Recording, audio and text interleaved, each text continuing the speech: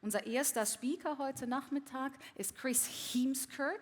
Er bringt über ein Jahrzehnt Erfahrung mit aus führenden Tech-Unternehmen und da spreche ich jetzt von Google, da spreche ich auch von Apple.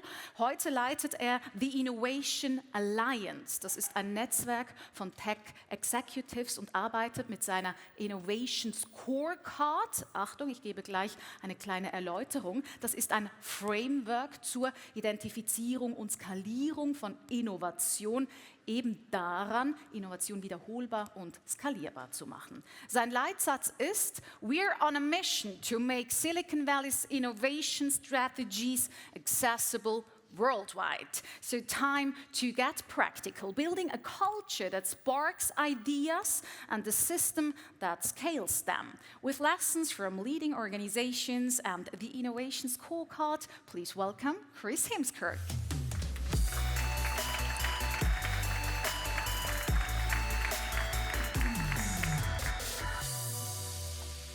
So thank you so much for the wonderful introduction, Sarah, and it's a pleasure to be here. It's fantastic to be here, not only for this event, but also I had the opportunity to finally visit my brother who lives close by in Richterswil, if you're familiar. So he's lived here for 7 or 8 years, and it's the first time I'm actually visiting him here in person, so it was long overdue, but yeah, really nice to be here. So today, right, we'll be speaking about innovation, developing an innovation culture. I know that a lot of organizations here are facing these challenges, but also the opportunities that they give. So it'll be a pleasure to discuss these with you today. And also after the session, always happy to speak about this topic. I know that my colleague Jean-Philippe right, will also be there to speak with after the sessions.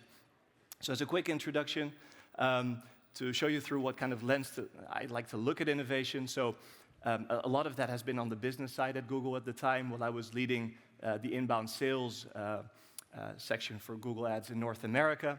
At the time, I was advising Google's Innovation Lab at the time and partnered with Harvard Business School on developing a case study about how does Google innovate in a commercial context. Because as you're aware, innovation doesn't operate in a silo. You have constraints, such as having your quarterly revenue targets. So how do you innovate in a context like that? So to give you a sense of that everything is not necessarily blue sky, but there's definitely constraints.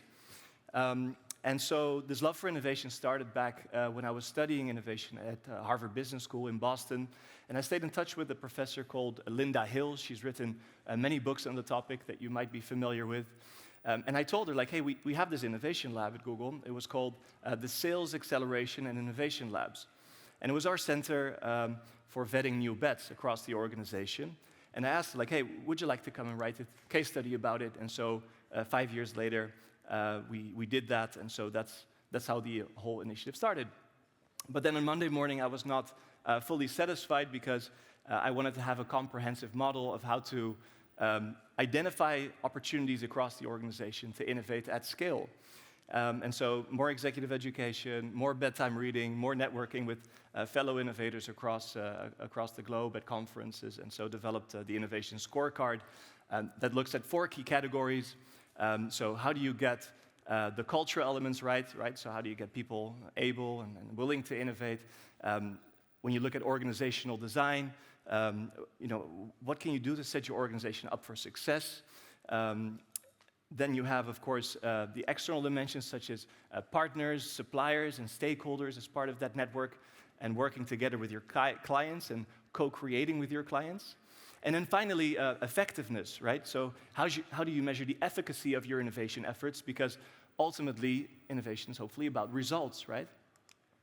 And so we're speaking about innovation today, so I just wanted to be clear on the terminology, at least the terminology that I like to use, because there's a jungle of buzzwords around there, right? We're talking about disruption, design thinking, AI, and I'm sure like the list will go on for many years to come.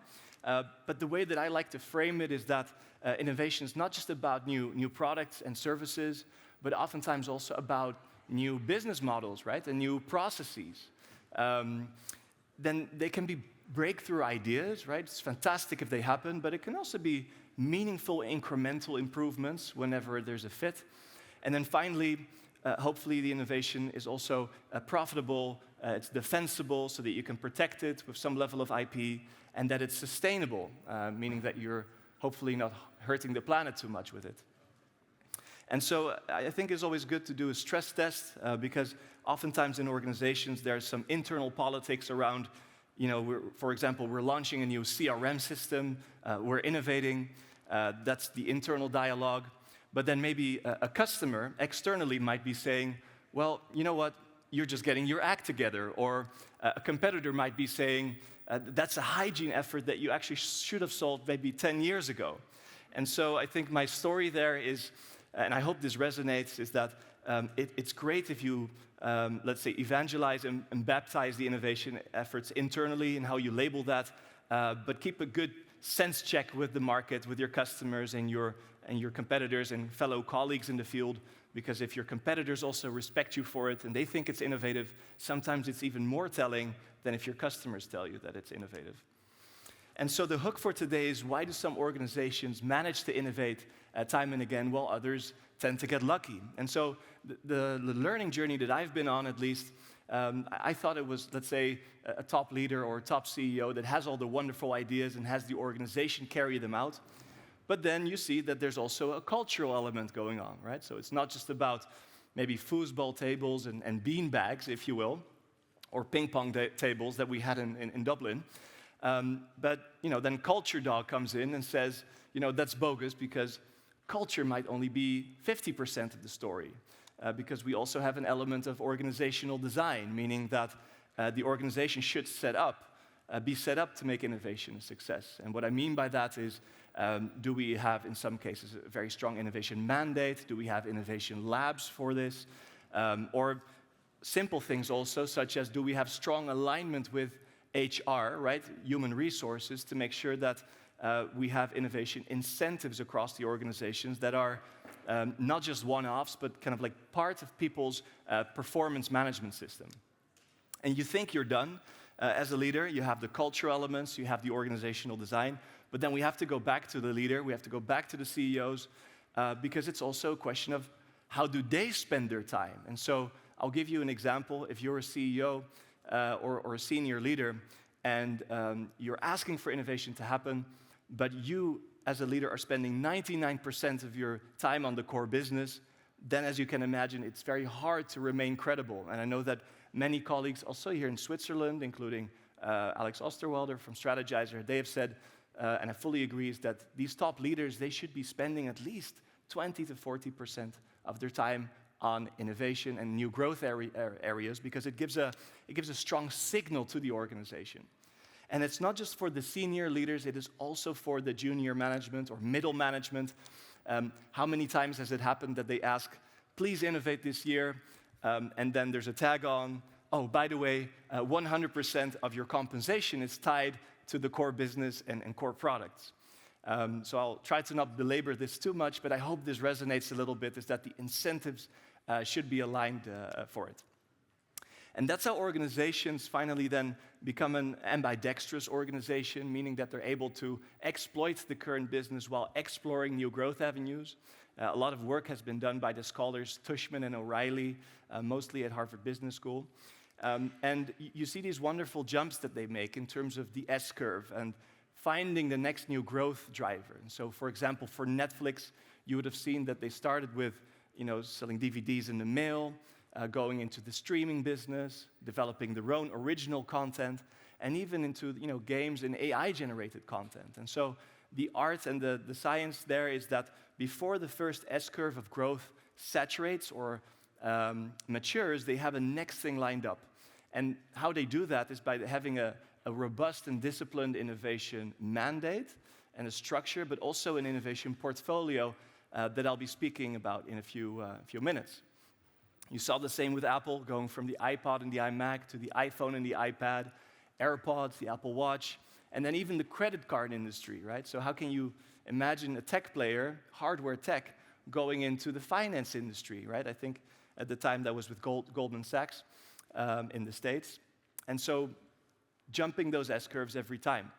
And as part of innovation mandates and frameworks, because we'll be speaking about culture a lot in in the remainder of the session, but I just wanted to touch on maybe one or two things that have been quite important to get a very strong innovation perspective or an innovation mandate for your organization. And so what I mean by that, on the left side of a canvas, you can look at, if we look at our organization today and we analyze it, what are some products and services that are doing well? Which one are in decline? Where are we having deficiencies and where are we hurting? And you can also have a look at, what are some of our unique capabilities and our unique resources and things that we have that make our organization unique and things that are defensible for us. So kind of like unfair advantages that we can leverage in context of the market opportunities. And once you've done that, right, kind of like that internal assessment of what makes your company unique and uniquely positioned, you can start to look at other sides of the spectrum. So on the right side of the canvas, you can look at, what kind of opportunities lie ahead in terms of new emerging markets, new trends, new technologies, also new ideas that you might have internally. And I can already hear you or sense you thinking, there's like maybe 200 ideas or maybe 300 ideas that I have. And then indeed it is I would say both the art and the science of making selections of where you will focus in the next year, maybe 3 years out and 5 years out. But equally important, looking at where will you not invest, right? Because especially if organizations become very large, I'm sure that you've experienced that there are fantastic innovators in the field, on the front lines, working on fantastic stuff. And then after 6 months, they get kind of like a call from a senior leader or the CEO saying, I apologize, but we cannot fund this because it's outside of the strategic scope that we signed off on. And so all this opportunity cost and, let's say, demoralization happens. And so you try to avoid that. And so they have, the leading organizations that have their innovation efforts in place, they have a strong innovation portfolio. And I will not fool you, right? This is just a glorified Excel sheet. But it's essentially just listing out the discipline of listing out your innovation efforts across the organization or your innovation projects. And so you can look at, for example, how far along are you in the process? How do you rate the innovation project? So is it a good fit with the brand? Is it moving fast enough? Are we taking enough risk or maybe not too much risk? Is it aligned with the strategic objectives of the organization? So you can find like a scorecard for it. And then finally, you can look at, okay, as part of the innovation portfolio, is it in the right buckets, right? In terms of how much do we have in the core business? How much do we have in adjacencies? And with adjacencies, I mean new products for existing customers, or let's say existing products for new customer segments, which would also qualify as an adjacency. And then finally, you can look at maybe transformational work. So developing entirely new products and services and business models and processes for clients and customer segments that you have never served before yet. And I think the most telling example that I was able to find on this was Amazon Web Services, right? Going from e-commerce to cloud and cloud services, where they had to develop a whole new offering for a segment that they were not catering to yet. And this is, of course, the most difficult effort, the transformational work. At Google, we had this 70-20-10 split. But it's also the most rewarding one when you do pull it off. It's the most risky one, indeed. But it's also the area where the most arbitrage is, because there's not a lot of companies that are doing this transformational work. And so if you can find some way to fund it, it's always recommended to have some level of division in the portfolio.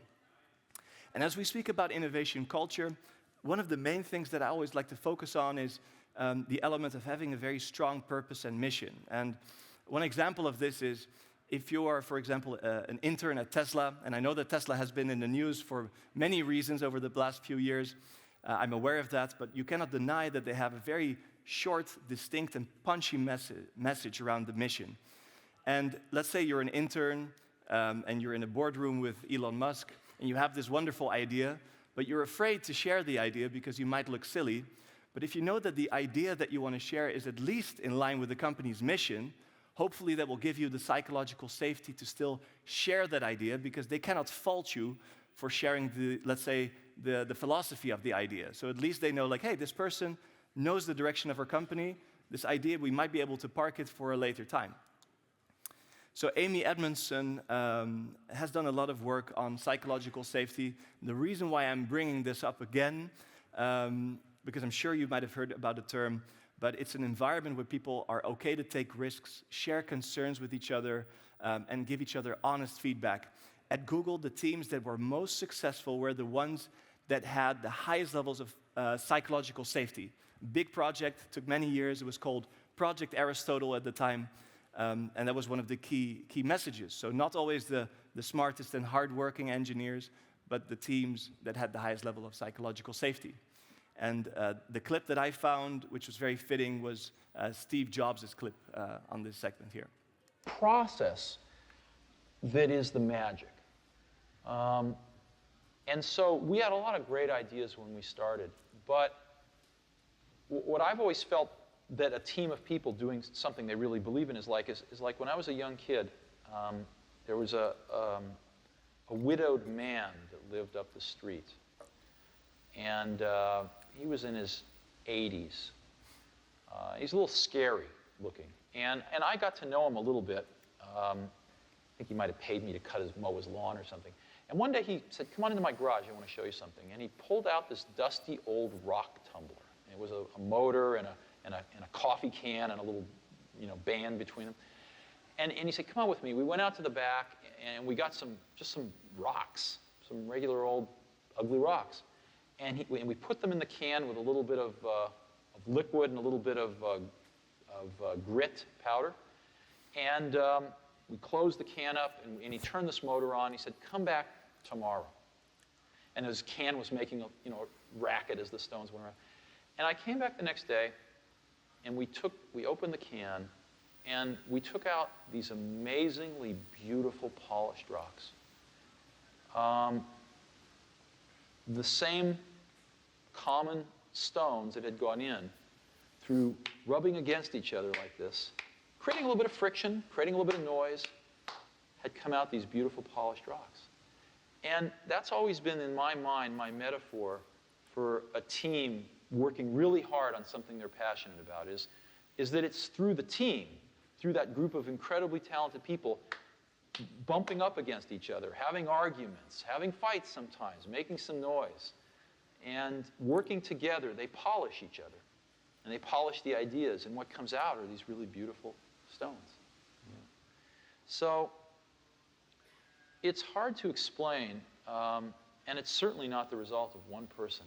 I mean, people like symbols, so I'm the symbol of certain things. But it really was a team effort on the Mac. So I hope this resonates a little bit, right? The element of healthy friction. Adam Grant speaks about this frequently too, the difference between relationship-based conflict and task-based conflict.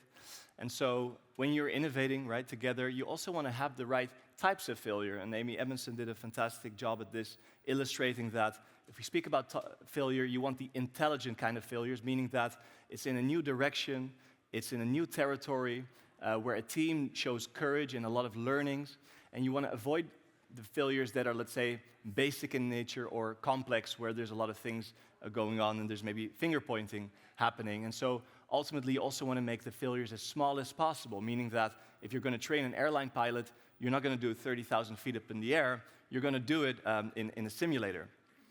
Another thing that we had at Amazon, or at least from colleagues that have mentioned this working well, is having future press releases. So instead of sharing your innovation idea directly in a team meeting ad hoc, you would take a moment to think about it, write a future press release about it as if it already happened in the future. And now you can do two things, right? You can really think it through. And then secondly, you can convince your colleagues, right, with some images and mood boards of what this would actually look like in practice, to sell the vision and to make it easier to pitch it. At Google, for example, we also had the Courageous Penguin Award, meaning that we did not only have an award for the most successful projects or the most profitable ones, but also an award for the teams that showed courage, showed commitment, and showed that they were able to make intelligent failures, right, with a good methodology.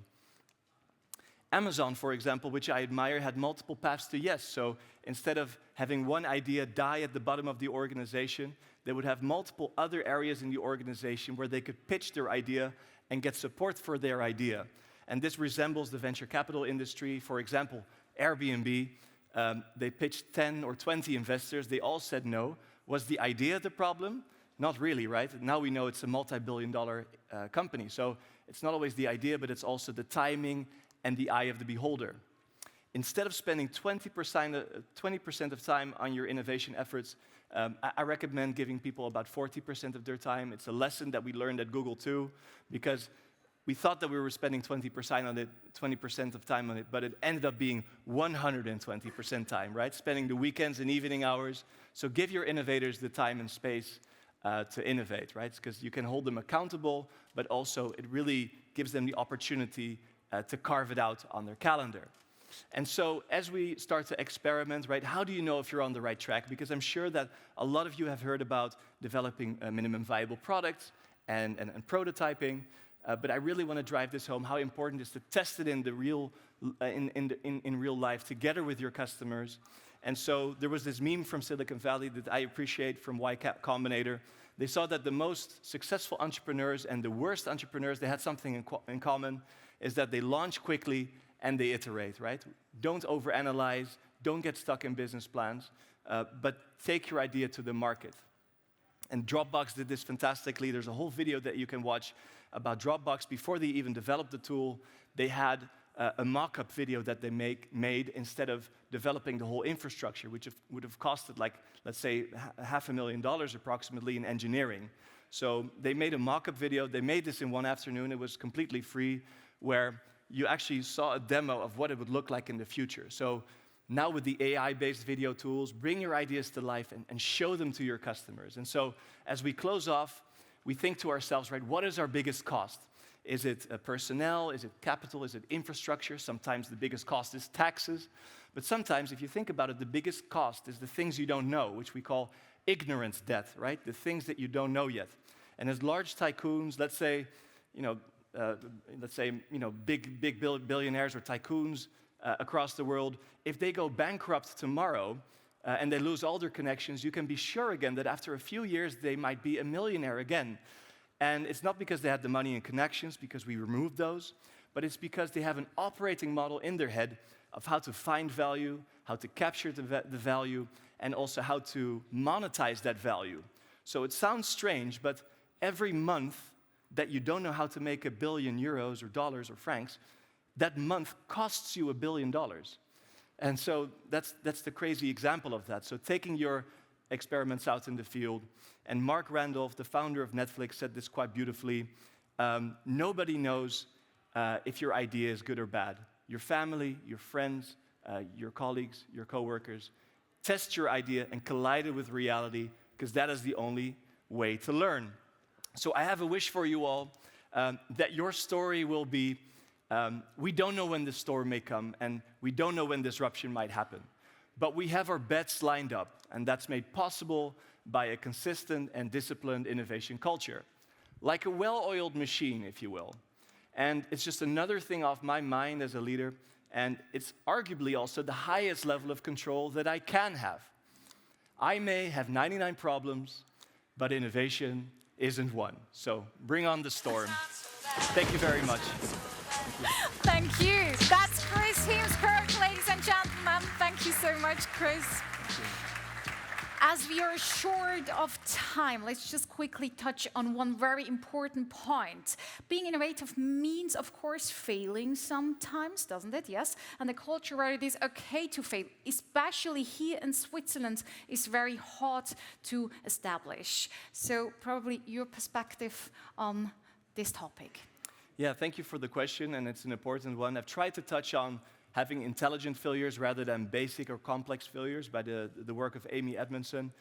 But a very practical one. I've worked with a lot of large organizations, even if they do maybe a few billion or more in revenue.